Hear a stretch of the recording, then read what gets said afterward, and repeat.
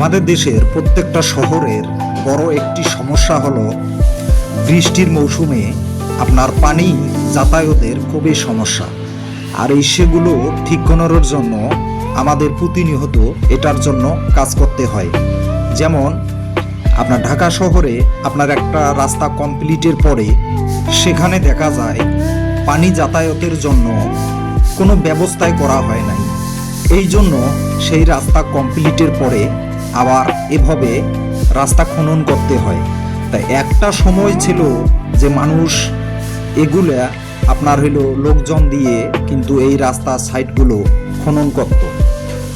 সময়ের পরিবর্তনে সেটা কিন্তু চেঞ্জ হয়ে গেছে। এখন আধুনিক যুগ, ডিজিটাল যুগ, এই পরিবর্তনটি নতুনভাবে সিস্টেমেটিক উন্নয়ন কাজে ব্যবহৃত হয়। তার মধ্যে যেমন আপনার এই ভেকু গাড়ি দিয়ে এটাকে কিন্তু খনন করা হয়। সেই ক্ষেত্রে জনবল কিন্তু এখানে তেমন একটা খরচ হয় না। তো এটা আমাদের এই শহরগুলোর শুধু একটি জায়গায় নাই, প্রতিটি জায়গাতেই একটি করে এ ধরনের কিন্তু সমস্যা দেখা দেয়। তা আমরা চাবো প্রতিনিয়তই এই রাস্তাগুলো কমপ্লিটের আগে সরকার বা যারা ইঞ্জিনিয়ার আছেন তারা আগেই যেন সেই পানি যাওয়ার ব্যবস্থাটুকু করে। তাতে কি হবে, তাতে আমাদের দেশের এই কাজের যে ব্যয় খরচ হচ্ছে সেটা আমাদের কিন্তু অনেক সেভ হবে। অবশ্যই এই বিষয়গুলো সরকার এবং যারা ইঞ্জিনিয়ার আছেন, কন্ট্রাক্টর, তাদের মাধ্যমে সমন্বয় করে এই জিনিসগুলা আমাদের কাজে হাত দেওয়া উচিত। এখন কথা হচ্ছে যে আমাদের এই কমপ্লিটের পরে খনন করলে সেই রাস্তাটা কিন্তু পুনরায় আবার কিন্তু কাজ করতে হয়।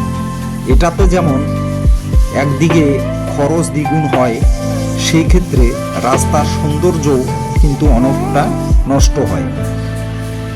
এই জন্য আমরা সবসময় চাবো যে এই জিনিসগুলো মাথায় রেখে প্রত্যেকটা ইঞ্জিনিয়ার এবং সরকারি যারা এর প্রতিনিধি আছেন তারা আগেই বসে সব কিছু ডিসিশন নিয়ে অবশ্যই এই জিনিসগুলা আপনারা মাথায় রাখবেন। তাহলে এটা আমাদের জন্য সম্পূর্ণ বেটার এক পদ্ধতি। আমরা যদি এখান থেকে বাইর হতে না পারি, সেই ক্ষেত্রে আমাদের দেশের অর্থনীতি অপচয় হবে, কোনো ছেপ হবে না, এটাকে আরও দ্বিগুণ খরচ বাড়াবে। সেই ক্ষেত্রে অবশ্যই এই জিনিসগুলো মাথায় রেখে আমাদের কাজ করা উচিত। প্রত্যেকটা মানুষ এই সিস্টেমেটিক কাজগুলো অবশ্যই আমাদের মানতে হবে। বন্ধুরা, যদি ভিডিওটা ভালো লাগে অবশ্যই লাইক, কমেন্ট এবং শেয়ার করবেন, সাবস্ক্রাইব করবেন। তো আমরা চাবো যে প্রতিনিয়ত কাজগুলা সুন্দর মতো হোক। সবাই ভালো থাকবেন, সুস্থ থাকবেন, সবার সুস্থতা কামনা করছি। আল্লাহ হাফেজ।